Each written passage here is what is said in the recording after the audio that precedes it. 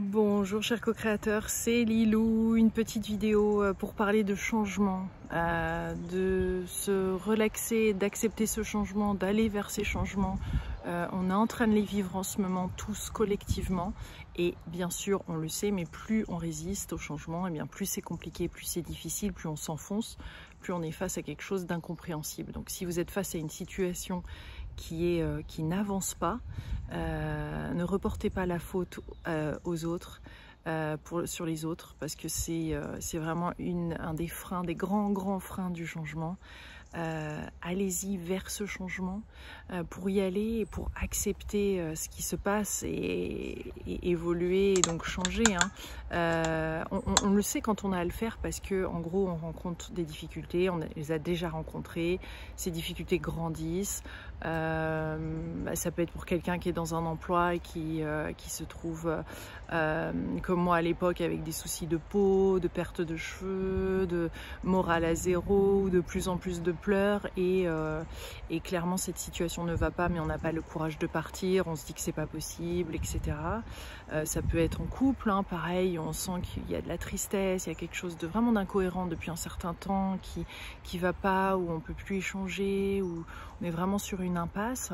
Voilà, il y a plein de situations de changement, mais bien souvent ça nous affecte dans notre vie personnelle aussi, on en perd le sommeil, etc. Et quand on est face à ça, c'est là où en fait ce changement nous propose une ouverture, un éveil de conscience. Il nous propose de nous voir, de voir le monde différemment. Et je sais que ça peut être flippant par moments parce qu'on se dit mais qu'est-ce que je vais trouver de l'autre côté? Est-ce que je vais perdre qui je suis? Je ne vais plus être moi-même, je vais faire des choix qui vont faire que tout va être chamboulé. Enfin, on a toutes ces peurs de jamais pouvoir revenir en arrière, de se dire mais une fois que je vais passer cette étape-là, qui je vais être? Et ça peut faire flipper. C'est l'inconnu, c'est la peur de l'inconnu.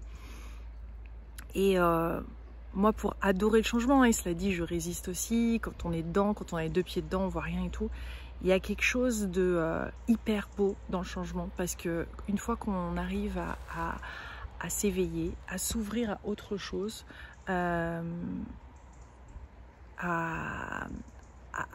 essayer de tendre la main, de demander de l'aide, de lire des livres, d'aller voir différentes formes de thérapeutes, de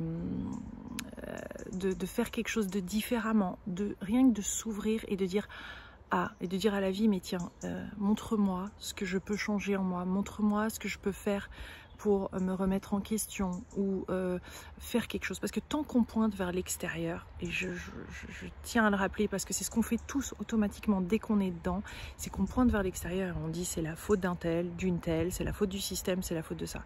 Et on le sait, mais ça ne permet pas d'avancer. Et de manière plus globale, ce qu'on est en train de vivre en ce moment, cette espèce de crise dans tous les sens, c'est fait pour nous inciter à voir différemment, lâcher,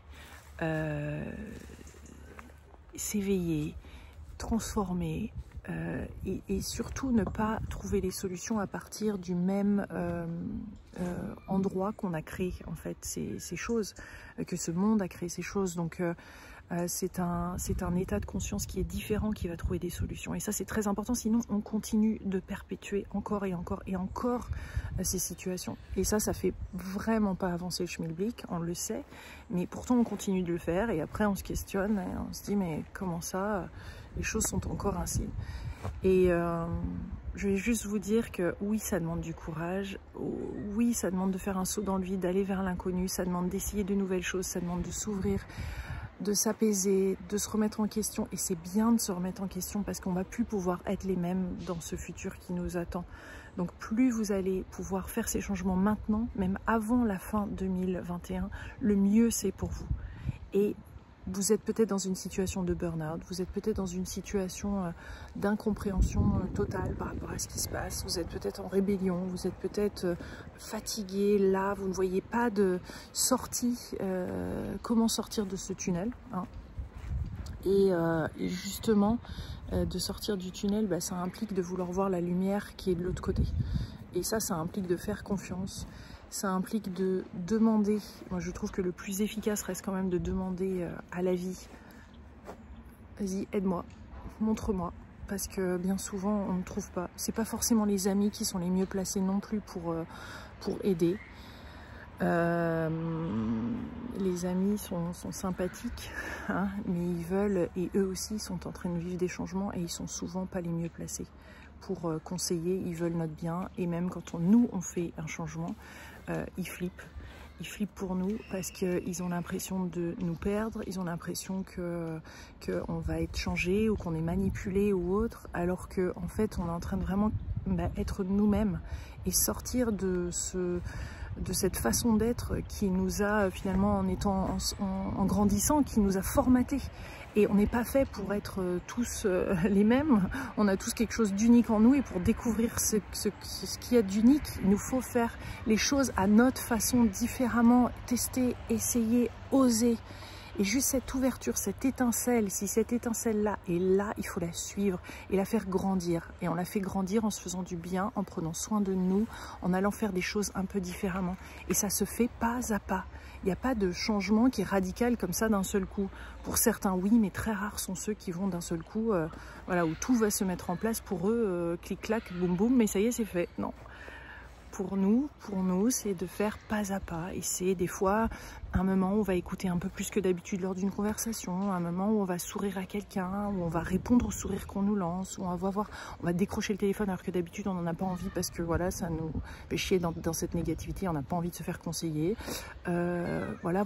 Il y a plein de raisons. Et je peux juste vous envoyer tout plein d'amour, tout plein d'encouragement, d'inspiration. N'hésitez pas à regarder sur ma chaîne, sur la télé, il y a plein de... il y a énormément d'interviews sur plein de sujets. Si vous cherchez mon nom avec un sujet qui vous plaît, vous allez peut-être tomber sur une autre vidéo, une autre interview. Il y en a plus de 3000, alors allez-y, elles ont été faites pour ça.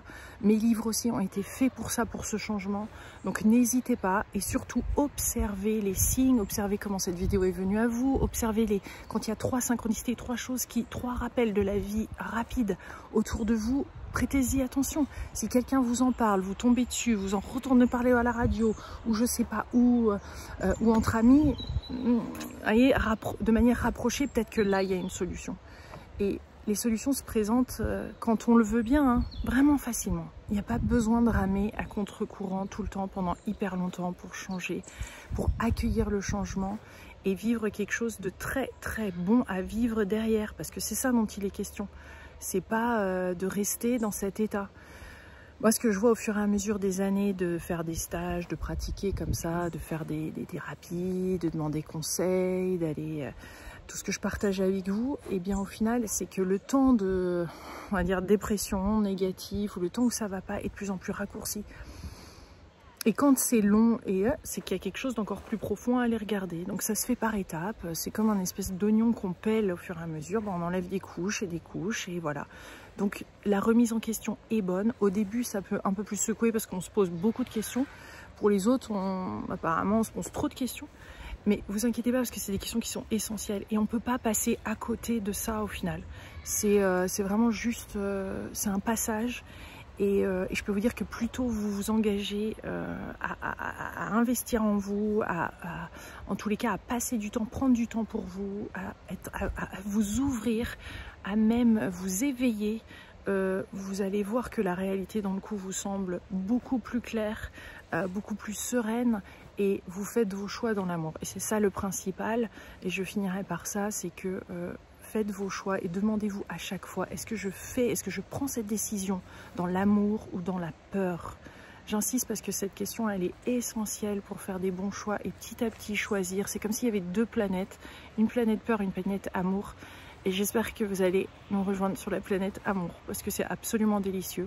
Ce n'est pas voir la réalité, c'est simplement la choisir au quotidien, écouter son cœur, vivre sa propre transformation et être là, prêt à co-créer avec d'autres personnes qui sont dans cet état d'esprit. Et je vous assure que c'est très bon, parce que c'est beaucoup moins compliqué après.